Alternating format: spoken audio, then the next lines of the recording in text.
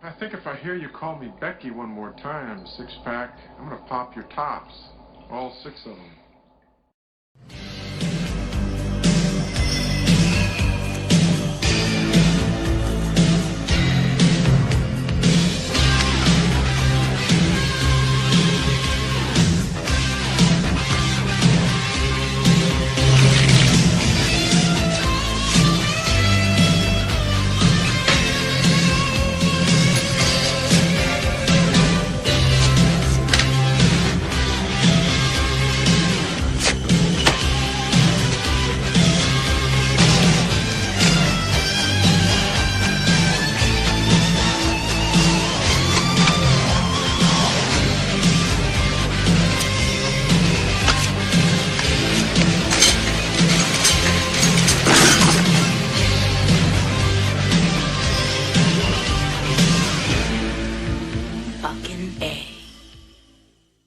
Hey, this is Matt once again. Welcome back to another review. This is a Patreon review from Matt Sands. Thank you so much for that. Thank you to everyone who's joined me on my Patreon. If you're ever interested in joining my Patreon, where certain tiers get you certain things, or you request pretty much any type of video directly to my PayPal, either way is fine. The link to both Patreon and PayPal will be down in the info box. If not, no worries. But the film he wanted me to talk about today is Gamera, Guardian of the Universe from 1995. Wanted to get the date right. Yeah. Now, Gamera I had heard a lot about. Well, not a lot, but a little bit about. Because back in the day I had reviewed all the Godzilla films, but one thing led to another, they're not up anymore. But I enjoyed a lot of the Godzilla films. Yeah, I don't care for the stuff of today, but I enjoyed Godzilla Monster Zero. I loved GMK, the one where Godzilla is a deadite and an evil sumbitch, and at times felt like a horror movie, and Godzilla was a evil badass motherfucker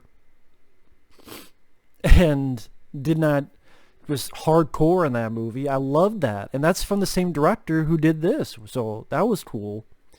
I also enjoyed Godzilla vs. the Smog Monster. The Smog Monster was, I thought, unique in some of his directing choices, and that's a film that got a lot of hell, which I disagree with. To me, it stood out from the pack of Godzilla films. And the thing with Godzilla films, sadly, the human characters were not really the biggest. Sometimes there were ones I didn't mind. I didn't mind some of the characters in Monster Zero, including, I believe it was Nick Adams, the American in that. I could be wrong. I'm not a Godzilla expert. But then part of me is like, well, you could try to change that and try to make the characters more than usual. And that's the thing about this film. I didn't really care about the characters. It was more of, I thought the directing was pretty spot on. I could see how this was the director of the Godzilla 1 GMK. The full title that was like Godzilla, Mothra, King Ghidorah, all out attack. Really convoluted, shitty title, honestly. So I just say GMK. It definitely doesn't have the darkness of GMK, but I believe he did this, and then that led him to doing that Godzilla film. But I just see why people would look at a film like this and hire him to do a Godzilla movie, because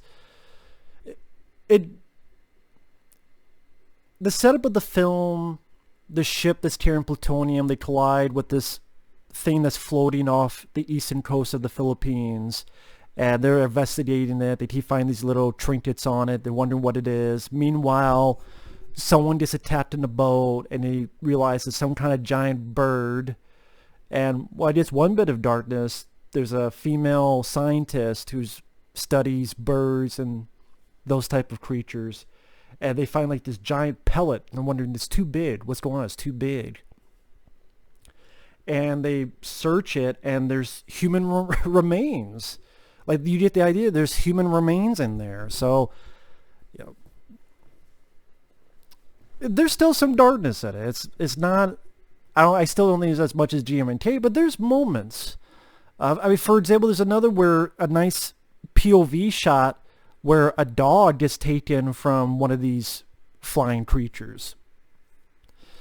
And I thought the director did some nice... there were nice moments that he showed some style, which made it stand out a little bit from the typical parts of this genre. And while I didn't really care about the characters, whether they lived or died, I mean, you have a female scientist, you have this guy who works for the military, who's looking at this floating thing in the sea with all these other guys, and then you find out it's the shell of this giant turtle named Gamera. And then these creatures, these flying creatures, they're somewhere else, and there's 3 of them. And there's a sequence where the lady scientist is in a chopper, and these creatures are chasing after them, and she's able to blind it with her camera. And so they make a trap to stop them at the stadium. I like the designs of the creatures, especially the flying birds. I mean, technically they're not birds, but I don't know how else to describe them. I forget the name that was given to them in the movie. But I thought their designs were fairly solid. And it was entertaining to see old school practical rubber suits. That was the fun of these type of movies, is when the monsters were on screen and you saw them do their thing. There's a certain charm and tangible quality that just... it beats CGI. Don't get me wrong, there's some great CGI in various movies, but that tangible physical quality, it's more real because it's really there. You can't get more real than real. I don't know how else to put it. I thought there's some interesting choices. For example, during the first little battle between Gamera and these birds, they fly out, and then Gamera rises up because part of Gamera, he has this like jet propulsion, and then he spins it looks like the glaive from Crawl. All 5 of you remember Crawl, you know, and like it spins like a flying saucer, but the way it was going, it looked like the glaive from Crawl.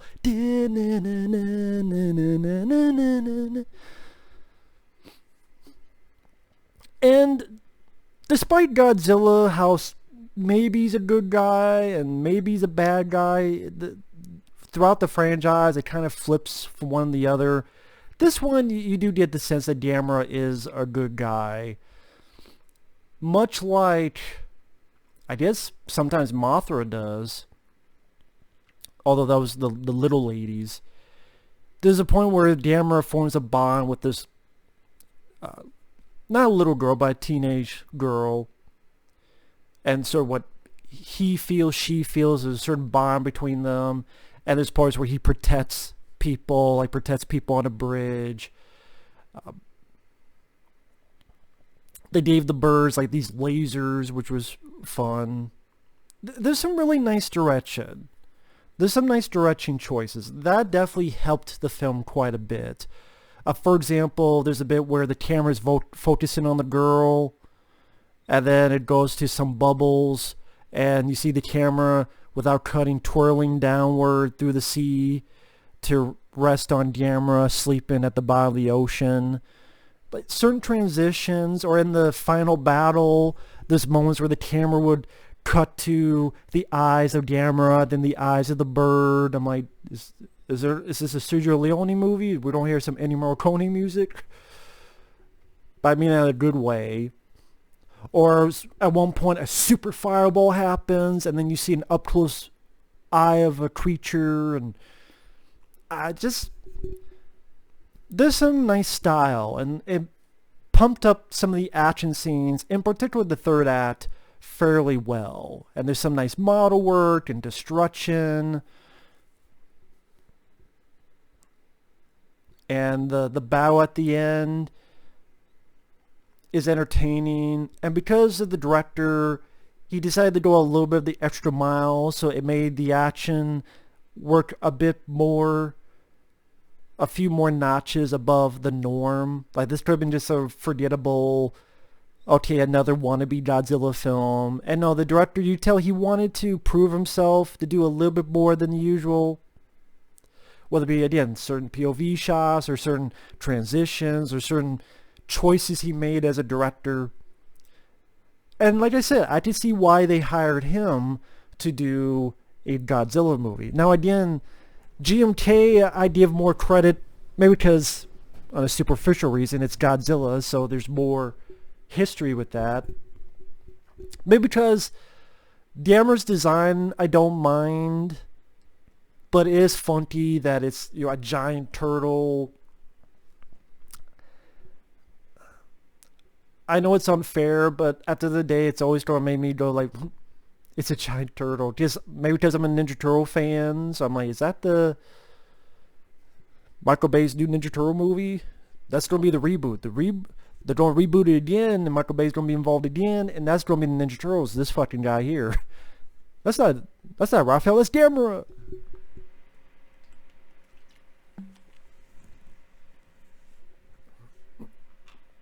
And for these kind of movies, it's hard to beat the design of Godzilla. Or even the design of similar Godzilla films. What was it? Was it Gorgon or Gordian or Gorg? I forget what it is. Again, the human characters would have been nice if some of them were...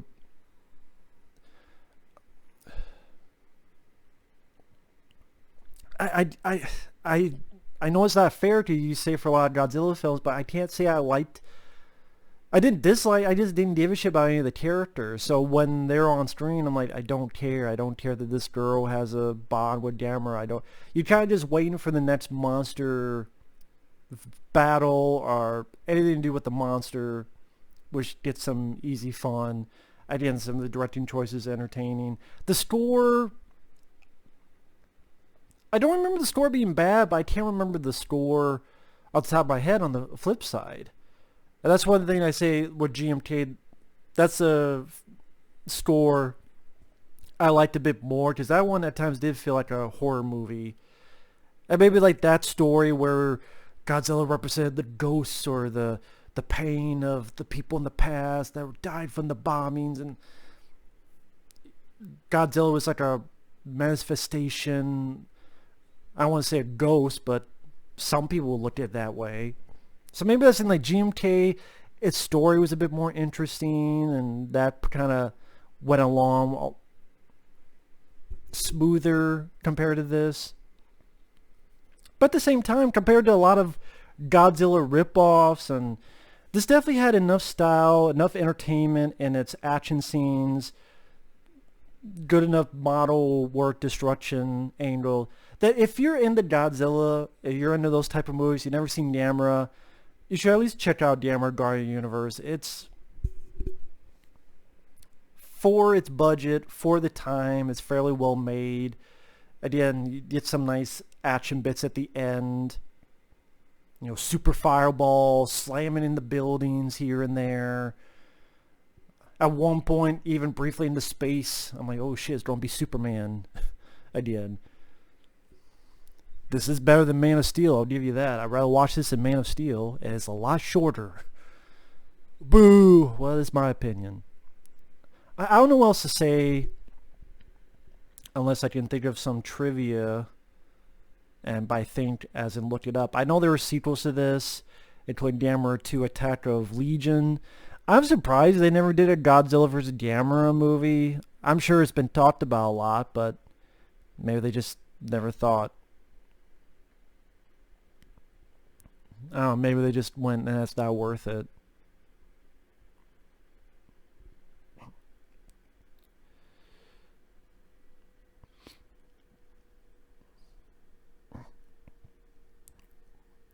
Cinema Fantastique praised the film's money shot moment, stating, supplying the necessary oomph to push this over from being merely diverting to being outright exhilarating. Well, I wouldn't call it exhilarating, but fun. I just used the word fun. I don't agree with Roger Ebert. Gamera is more fun than the mega-budget solemnness of Air Force One. I like the film, but I don't think it's better than Air Force One, but to each their own, Roger Ebert. And just quickly look at what this director has done. Oh, he did Gamera 2, the sequel. And then It took a few years, and he did Gamera 3, and then a few years later he did the GMK in 2001. Oh, he did Death Note? I've heard only bad things about Death Note. And then there's a sequel? No, this is a different Death Note I'm thinking of. This is 2006. Okay, I'm thinking of a different Death Note. Never mind. Yeah, I think of a different one. I wouldn't say I'm really hankering to check out sequels to Gamera. But I mean, at the same time, I did like the film, so that's not really fair to say. So it's not a film I rewatch a lot. I guess I would still always just rather pull out a Godzilla movie instead. But as it is, it was entertaining to watch. The directing, the effects, some of the stuff they had Gamera do, again, sort of him becoming almost a flying saucer was interesting. Some nice action beats, and again, the style using them made it a step above some of the other... It's not fair to call this a knockoff of Godzilla, but some would. Overall, yeah, I recommend anyone who's a Godzilla fan. It's worth a watch. But anyway, thanks for watching. Take care, and we'll see you guys later. Bye-bye.